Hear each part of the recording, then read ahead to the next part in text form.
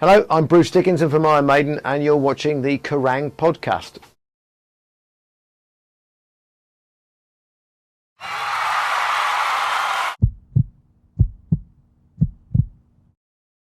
Well, I was at some of the very first when it was Monsters of Rock, when everybody, it did what it said on the tin, and I still think Download's a crap name, but that's just me being old and crotchety. I think Monsters of Rock, it says it all. I haven't seen Download becoming a haven of new age hippiedom. No, not really. It's a place where you can make a great racket and a lot of mess in a field.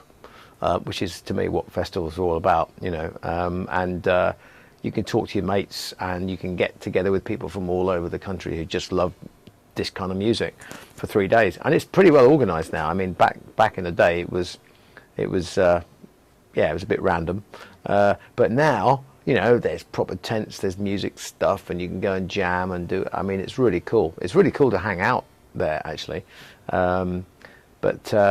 Our problem is always that if you hang out there on the Friday, you're a bit stuffed on the Saturday, and after the Saturday, you're a bit trashed, and you really can't cope with being there on the Sunday. So it's the curse of being on a festival rather than being at a festival.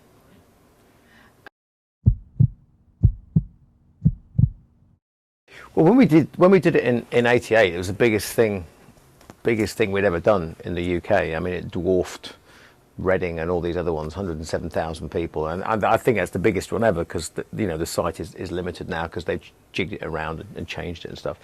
But yeah, we were all incredibly nervous. Big old pinnacle, because obviously we'd done Rock in Rio by then, which is the biggest concert we've ever been in front of. It's nearly 500,000, but 107,000, we didn't really expect it to be quite that big, and to make it that big on this particular album, the Seventh Son album, which was an album which was unashamedly proggy and really different for us, was a great feeling. So that was very exciting. I have to say, the first time you ever play anywhere is always the one that you remember, but the curiosity of it, that is that the first time you play something, you're usually so nervous that you only remember fragments because you're so busy going, oh please God, please don't make me fuck up, that everything is just a big sort of haze, and it's only towards the end of it that you start going, oh, look at all those people, wow, are they all for me, or us, or whatever, and so that's quite remarkable. And notice odd little snippets. Somebody threw a sherry trifle on stage. That was odd, random, very random.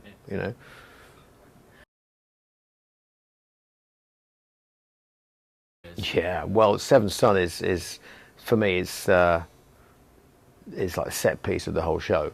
I think it has some of the best effects, the drama of the whole thing. It's great. It really is a showstopper. But the show doesn't stop. That's the whole point. It's like an out of control juggernaut at that point. After Seventh Son, you think, my God, what they do now, and you go, oh bloody hell, there's more. Which is great. The set list is unbelievable. I don't think we'll be changing it around that much.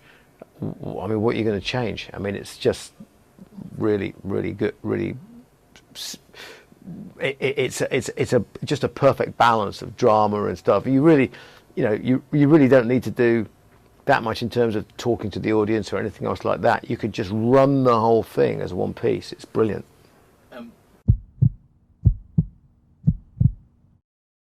Here we go. Yeah, I mean the biggest thing that was going through my mind was trying to get my vocals, banged up in order, because it's a very tough set vocally. Some of the most difficult songs happen right at the end in the encores. Aces High. We start an encore with Aces High, and we used to start the set with Aces High. That took to be honest, that took 4 or 5 gigs to get my, to get my lungs around all of that and deal with it. But we got pretty comfortable with that, and we were really nailing everything by the end. So yeah, it's a complex set, and by the end of the American tour, certainly I think as far as the audience was concerned, it looked pretty seamless and simple.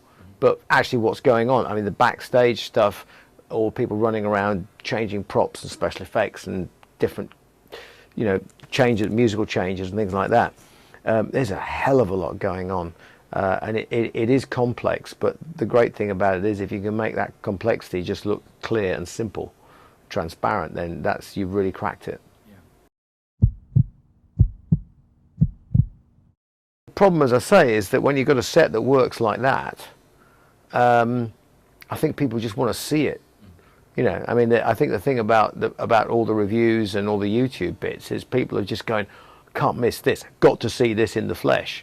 And what you don't get off YouTube is just you don't get the crowd, you don't get the visceral element of it, you don't get really the proper sound, but you also don't get the heat, like from the flames and the fire and and all that sort of stuff. So it's pretty primal in places.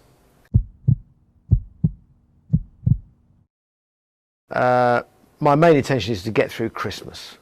If I can get through Christmas without turning into a little pork pie, then I'll be in good shape in the run up to the tour. We spent a couple of weeks rehearsing, musical rehearsals, but we try and get ourselves in decent nick. But everybody was looking great on the tour. Really good. Yeah.